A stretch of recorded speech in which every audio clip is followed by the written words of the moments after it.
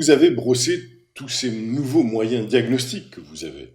Vous nous avez parlé également de cette approche particulière qui est la vôtre et qui est celle maintenant de tous les cancérologues d'aujourd'hui.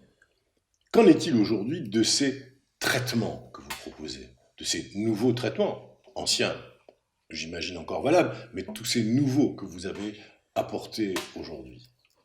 Alors, quand on parle des traitements du cancer, il faut naturellement faire des chapitres, et c'est très important, parce que souvent, pour traiter un cancer ou des cancers, on utilise des traitements combinés. La chirurgie dont on va parler, la radiothérapie, la chimiothérapie qu'on utilise encore, et les traitements ciblés avec hormonothérapie. Donc on a plusieurs chapitres. Concernant la chirurgie tout d'abord, le principe reste le même depuis des centaines d'années maintenant, c'est d'aller pratiquer l'ablation. On va enlever ou une tumeur ou un organe. Les progrès de la chirurgie sont à mettre en balance avec les progrès de l'anesthésie. Aujourd'hui, on anesthésie de façon plus fine, avec moins de douleur, de façon plus sélective, et il faut rendre hommage à toute cette avancée en anesthésie. Maintenant, sur le plan chirurgical, c'est vrai qu'on a eu tendance à avoir plusieurs histoires qui se sont écrites. Classiquement, autrefois, on était très délabrant. Au lieu d'enlever uniquement une tumeur dans le sein, ou, quand la tumeur est un peu plus avancée, d'enlever le sein, on enlevait le sein, la paroi thoracique, les côtes, c'était délabrant. Il y avait plusieurs femmes qui ne survivaient pas. Pareil pour les prostates, vous enleviez la prostate, mais vous enleviez les nerfs de l'érection, vous touchiez aux organes digestifs autour, c'était très compliqué.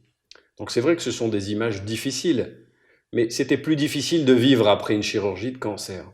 Aujourd'hui, les chirurgies sont très spécialisées, et dans chaque organe, on va avoir tendance à essayer d'enlever le cancer en préservant la fonctionnalité.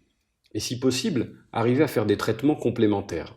Souvent, on fait une chirurgie à minima et des rayons ou de la chimiothérapie pour compléter, pour diminuer le risque de rechute.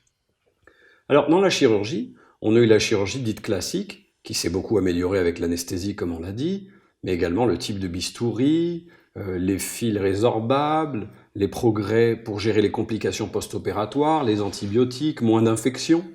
Et puis les chirurgiens ont travaillé avec des outils nouveaux, des caméras, avec ce qu'on appelle la célioscopie, où en fait, au lieu de faire des grandes cicatrices délabrantes, on rentrait dans le ventre, dans le thorax ou ailleurs, par des petits orifices, avec des outils et des caméras, pour aller faire des chirurgies plus limitées. Pour nos téléspectateurs, c'est ce qu'on appelle la chirurgie à ventre fermé. À ventre fermé, par des techniques de célioscopie avec des caméras. Et maintenant, de plus en plus de chirurgiens utilisent une assistance robotique. Alors comment ça se passe? Plutôt que le chirurgien qui est sur son patient, habillé, tout le monde a cette image, et qui va aller travailler, on a un robot avec plusieurs bras qui vont être positionnés à l'intérieur du patient avec des petits orifices, une caméra, des outils.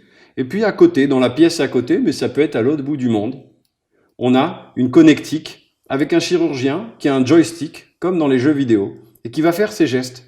Et ces gestes qui vont être reproduits de façon minutieuse par le robot qui est à l'intérieur du patient et qui fait l'ablation des organes. Téléchirurgie, en fait.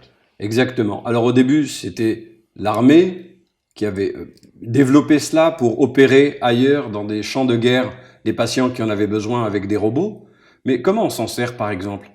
Eh bien, vous devez enlever une prostate. Vous savez que quand vous enlevez la prostate, à côté de la prostate, il y a des nerfs qui sont responsables des érections.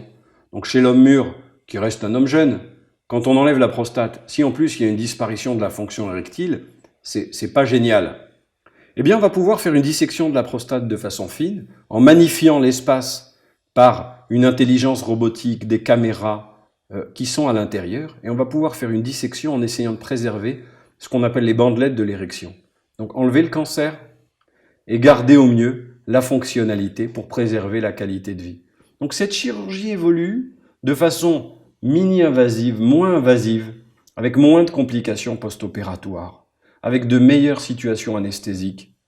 De plus en plus une chirurgie ambulatoire, vous rentrez le matin, vous ressortez le soir.